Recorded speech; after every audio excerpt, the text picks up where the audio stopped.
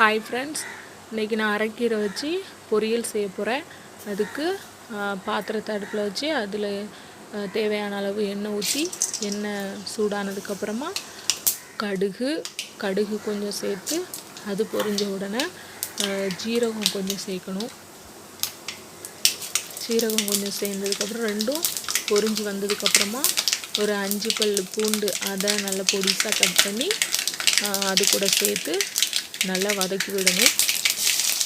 பூண்டு நல்லா அந்த ஃப்ளேவர் வரந்ததையும் அதை நல்லா வதக்கி விடணும். வதங்கினதுக்கப்புறமா கீரைக்கு பொடி வெங்காயம் நல்ல ஒரு கைப்பிடி அளவு பொடி வெங்காயம் சேர்த்தா பொடிசான கட் பண்ணி சேர்த்திங்கன்னா நல்லா டேஸ்ட்டாக இருக்கும்.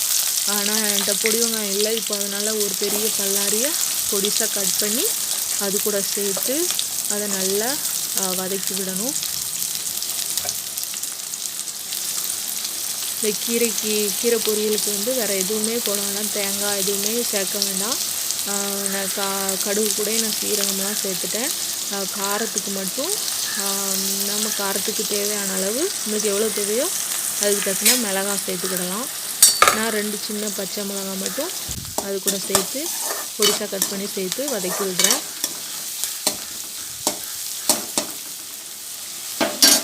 வெங்காயம் பச்சை மிளகாய் இதெல்லாம் நல்லா வதங்கினதுக்கப்புறமா கீரையை நல்லா க்ளீன் பண்ணி அதுக்கப்புறமா அதை கீரையை இது கூட சேர்க்கணும். நல்லா வெங்காயம் நல்லா வதங்கணும். அப்புறமா கீரையை சேர்த்துக்கிடலாம்.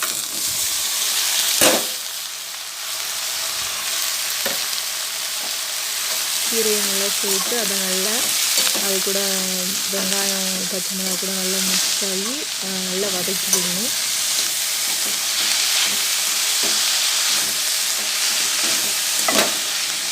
கீரை நல்லா வதங்கி வரணும். கொஞ்சம் பாதி வெக்காடு வதங்கணும். நல்லா இதுக்கு அது நல்லா கிளறி விட்டு மூடி வைக்காமல் ஓப்பன்லேயே வச்சு வதக்கி விட்டிங்கன்னா அந்த நிறம் மாறாமல் க்ரீன் கலரில் அப்படியே இருக்கும்.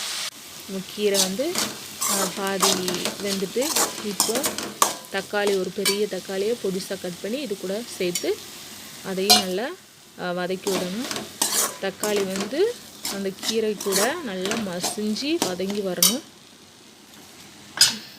தேவையான அளவு இதுக்கு உப்பு சேர்த்துக்கிடலாம். உப்பு சேர்த்து நல்லா மிக்ஸ் பண்ணி வதக்கி விடணும். தக்காளி நல்லா வேகணும், நல்லா மசிஞ்சு வரணும்.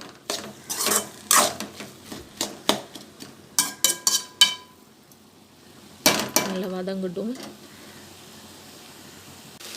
பாருங்கள், நல்லா வதங்கிட்டு தக்காளி கீரை கூட நல்லா மசிஞ்சு வதங்கி வந்துட்டு டேஸ்ட்டாக இருக்கும். இப்போ இதுக்கு பருப்பு குழம்பு அதெல்லாம் வச்சு கீரை கூட்டு வச்சு சாப்பிட்டா செம்ம டேஸ்ட்டாக இருக்கும். கீரை பொரியல் தயாராகிட்டு.